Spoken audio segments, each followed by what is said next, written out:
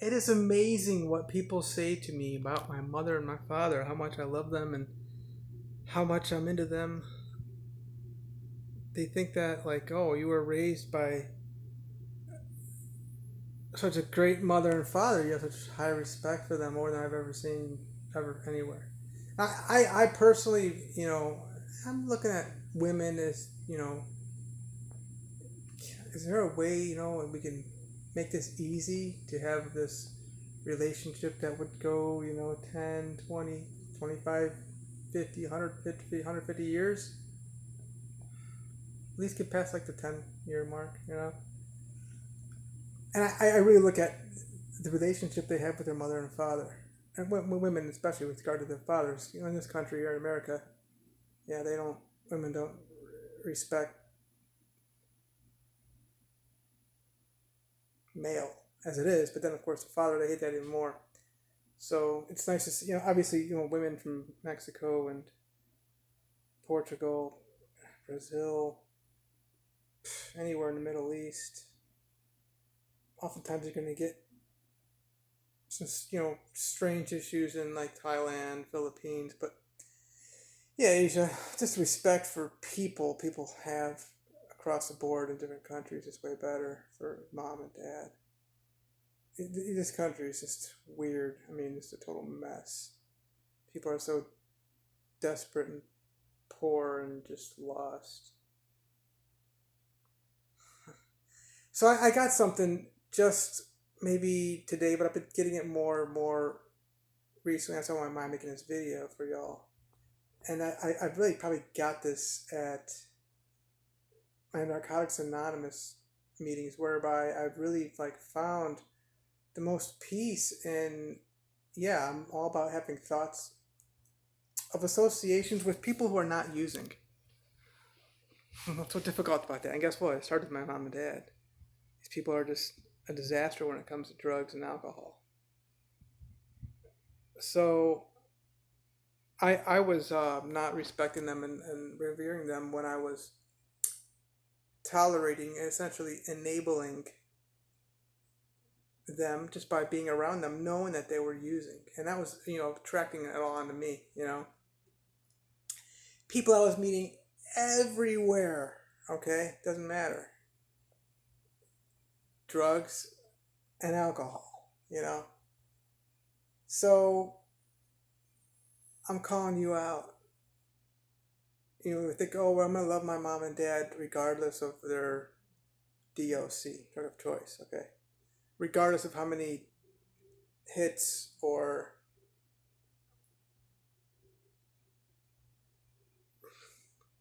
beers, shots, whatever it is, all right, they're going to be doing. That's not love, okay? Yeah, the way you love them, regardless of how many they do, is you don't tolerate that. And there's been times in my life I go back and forth, like, all right, well, I might be being the right Christian boy, the God loving man. Am I judging them wrongly? The right way you judge somebody is their character. And I'm telling you right now, all these drug addicts, users, alcoholics, users, and even the cigarette smokers, they're liars. They need to be loved right out of that lie. How about that? That's how you love them properly. That's how you're there. That's how you respect your mom and dad. So I have, I kept declaring, yeah, my relationship. And my relationship now is better than ever because I'm not talking to him. I've cut him off. I said, yes, what it is. You're done. I told their local law enforcement people that these people are, you know, you love these people, law enforcement, police, sheriffs. Opportunity for you guys to make some money, for your courts to bring in some money.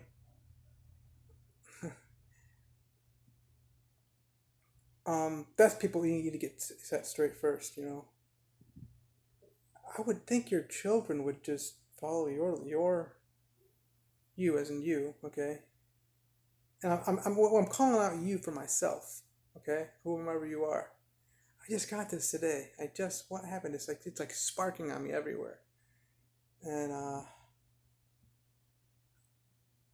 it's just the boldness is here. I feel it. I have so much peace about this.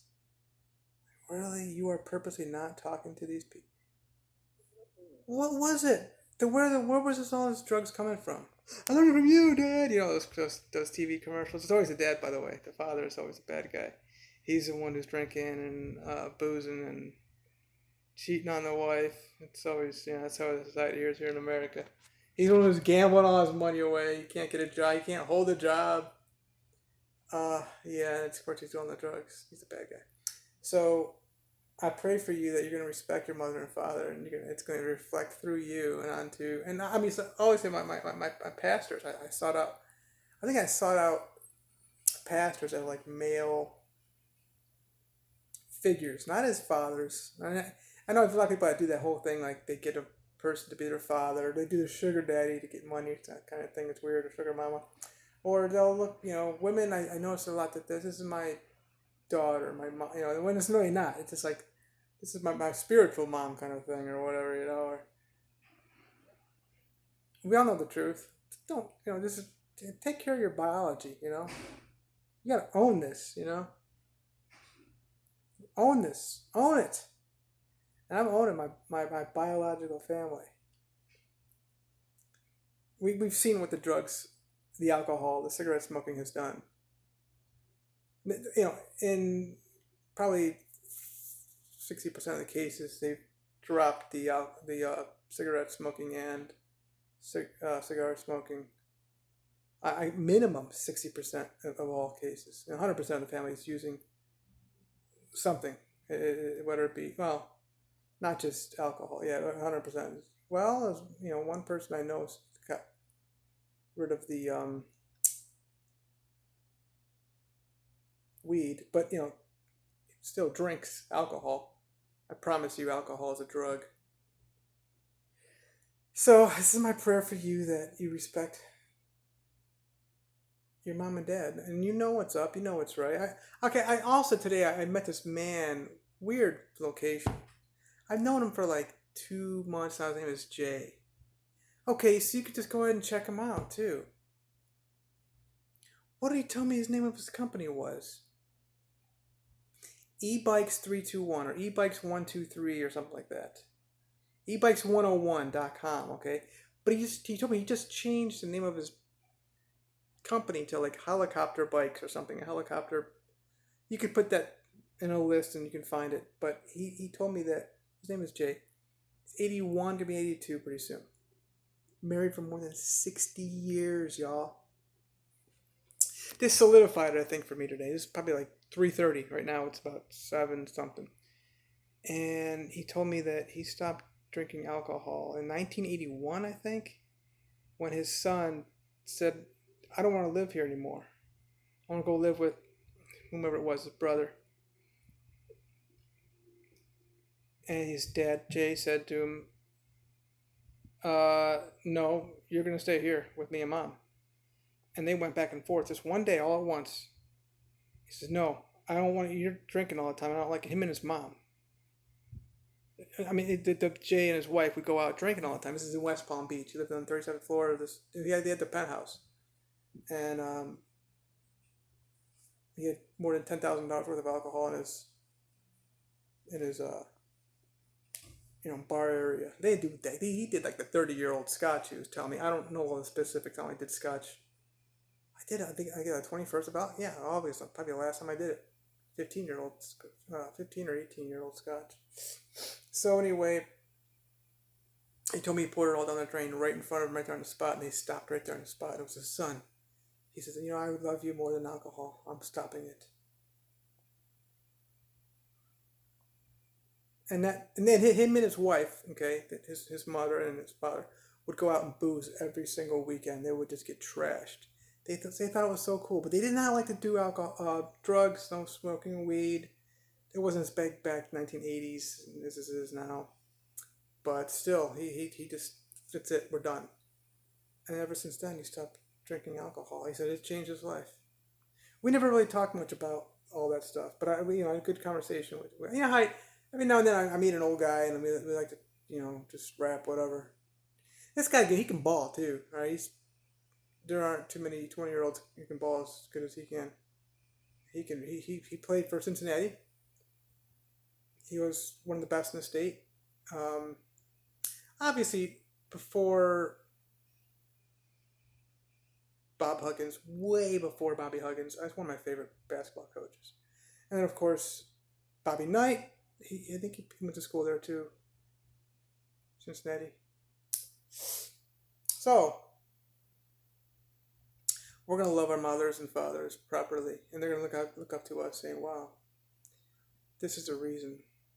I was making this video this morning, and then Jay, I've known him, like I said, I've known him for at least 2 months now. He's in the I mean, it's got this. It's like a hobby to him. He has all these electric. Where our connection was he sells these electric bikes. There's one road to the. I think it's called Sagrave. SE. Just put in Sagrave electric bikes.